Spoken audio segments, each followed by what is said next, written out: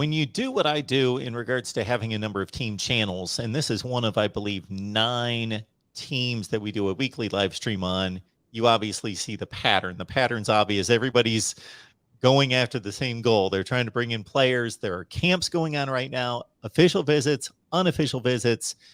June 27th, I believe, starts the dead period. So it's a mad dash to see as many faces as possible, get guys worked out. And that's not just for the 23 class. That's, of course, 24 and even into 25. And I just see the symmetry of everybody. You know, there's a limited pool of players. And then, of course, if you're Oklahoma, you're looking for potentially great players, all conference players. And, of course, you're looking for guys that are going to fill a need, fill a role.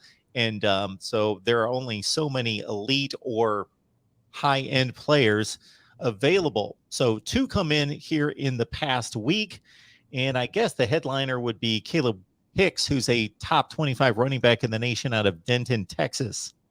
Yeah, absolutely. I think, Mark, you're absolutely right. I think he's the second highest ranked recruit in this class that Oklahoma has of 7, I believe now, outside of Jackson Arnold. So yeah, another big time running back get for Demarco Murray. I know we've talked a little bit about not necessarily his shortcomings, but a couple of the guys that he has got, committed verbally to Oklahoma haven't made it on campus. But I think overall he's done just an excellent job at recruiting this position, and certainly he's done so here as well. 5'11", 195 running back, as you mentioned, from Ryan High School in Denton, Texas.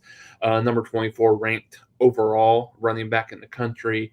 A 4-star guy, around 1,450 yards, just short of that last year. 18 touchdowns on the ground. So again, another guy that is good between the tackles and good at catching the ball out of the backfield, and very elusive in the way he runs the football. So yeah, that's like I said, that's and I think that one's kind of big for Oklahoma fans, because I think there's a lot of Oklahoma fans that are having a little recruiting fatigue or 3-star fatigue. I know that there's always a lot of people in the fan base that kind of look at the stars, and you'd rather have more 5 stars than you would 3 stars.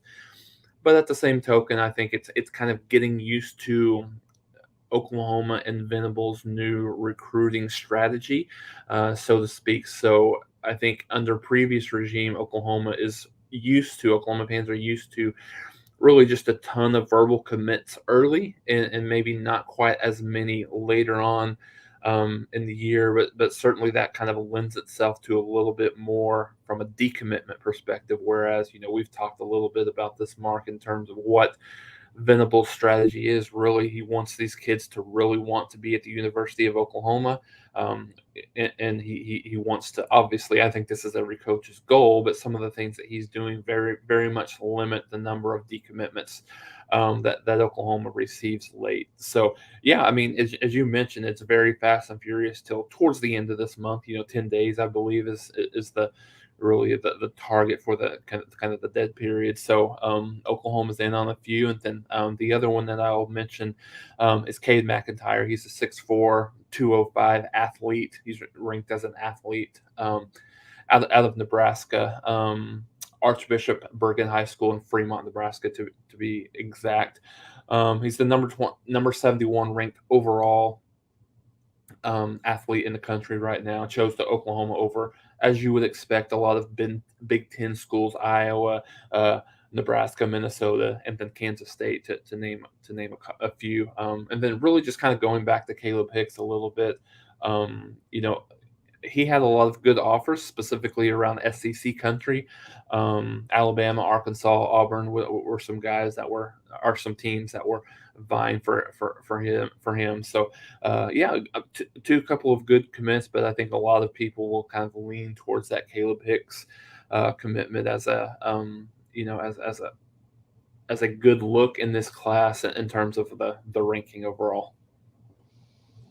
Cade Mcintyre, playing multiple positions, as you would guess, as an athlete, carried the football a little bit, probably out of the wide receiver position because of the limited amount of carries, 31 this past season and 5 the previous season, caught 37 passes for over 23 yards per reception and 14 touchdowns. That's not a bad ratio. 37 catches, 14 touchdowns, and for his career, 66 catches and 19 touchdown receptions as a top 7 player in the state of Nebraska. So a miss there for the Huskers, and Cade McIntyre makes his way to Norman. And of course, every time, Jason, we see the athlete designation, it's the most likely, I would say almost 90% of the time, it's wide receiver, defensive back, and the decision on which way that's going to go. I know more recently, though, because of edge rushers becoming so slim and mean and lean and fast,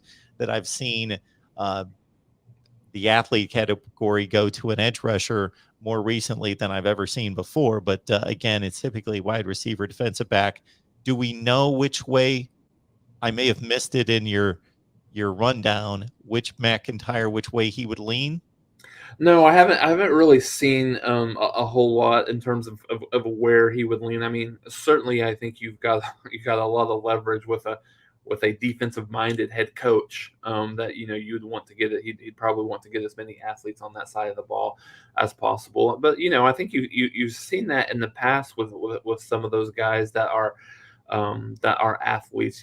Billy Bowman rings a bell in terms of the most recent guy that really kind of played both sides of the ball, and he's really kind of settled in on the defensive side of the ball. And obviously, knowing Oklahoma previously had a very offensive minded head coach, so no, I haven't really seen anything very specific at this point, Mark. But I think probably right now, I would probably lean maybe a little bit more towards the offensive side of the ball, just seeing how good of a career that McIntyre has had catching the ball from that kind of slot wide receiver position.